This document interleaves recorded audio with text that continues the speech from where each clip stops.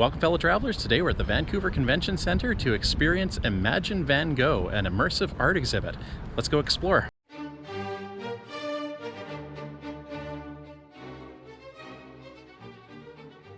The Imagine Van Gogh exhibit offers guests an immersive way to get a new perspective on the work of this famous artist. Instead of viewing the artwork in its original form, guests are able to move around an open space, taking in the sights and sounds in whatever way they choose to. This is a very unique way of exploring the artist's work, which highlights minute details and the artist's brushstrokes.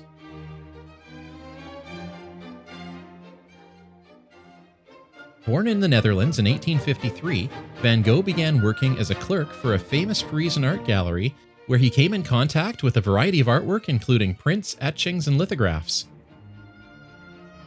He became more and more interested in art and began to visit museums regularly. However, it wasn't until the age of 27, following failed turns as a teaching assistant and a preacher, that Van Gogh began to pursue his interest in painting and drawing. He initially taught himself by copying engravings and lithographs and reading instructional art manuals. He started to take drawing classes before moving to The Hague, where he took painting classes, studied perspective, made watercolors, and became acquainted with other contemporary artists.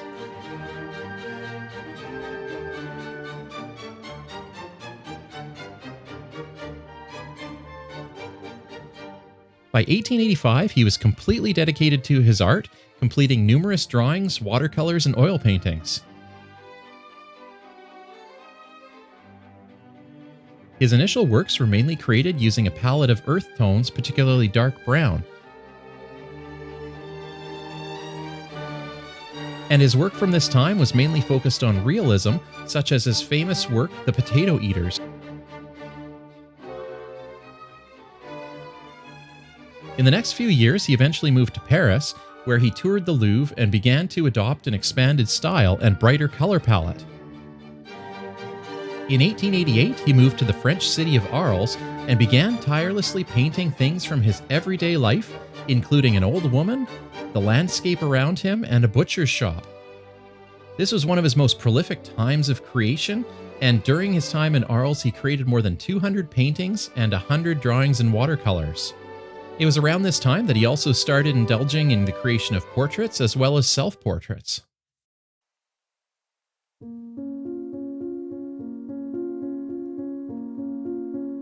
But tragedy struck in December of 1888. Following a heated altercation with a fellow artist, Van Gogh returned to his living space, where he was assaulted by voices and ended up severing his left ear with a razor. He bandaged the wound, wrapped the severed ear in paper, and delivered it as a package to a woman at a local brothel that he frequented. Following the incident, he was consumed by deep feelings of sadness and dissatisfaction. And despite making significant progress in his work, he was haunted by suicidal thoughts.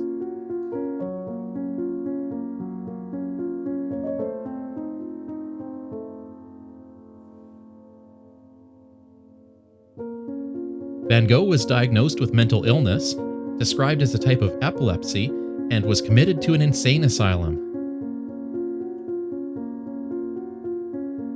While in the asylum, his work alternated between views of the asylum and the landscapes painted outdoors, including the famous Starry Night.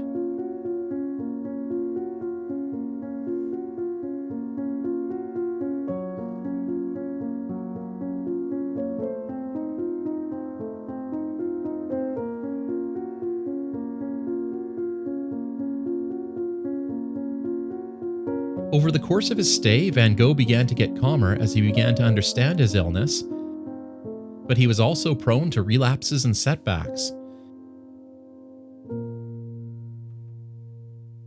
Sadly, after leaving the asylum, Van Gogh ended up taking his own life in 1890 at the age of 37. While there are no witnesses to the event, it's believed that Van Gogh shot himself with a 7mm revolver. He wasn't killed by the initial shot. In fact, the bullet was deflected by a rib and passed through his chest without hitting any internal organs.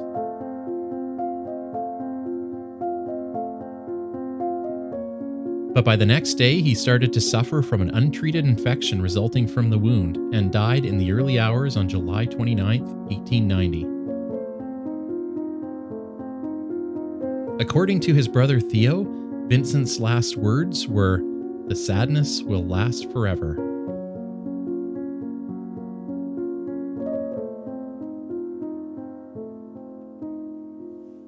Unfortunately, Van Gogh's work went largely unrecognized during his lifetime, which caused him to struggle with poor living conditions. According to legend, when Van Gogh was unable to repay a debt, he knocked on his creditor's door and offered him a wheelbarrow full of paintings. Unimpressed, the creditor sent him away with the canvases. The creditor's wife then said to her husband, "You could have at least kept the wheelbarrow." Today, his works are highly valuable and widely acclaimed.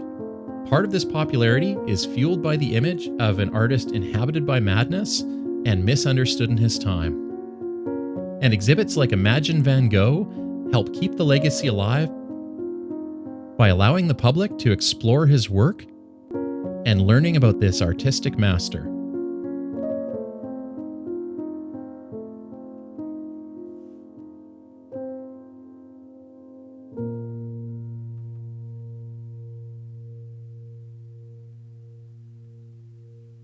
Well, until next time, remember to keep exploring, but for now it's time to exit through the gift shop.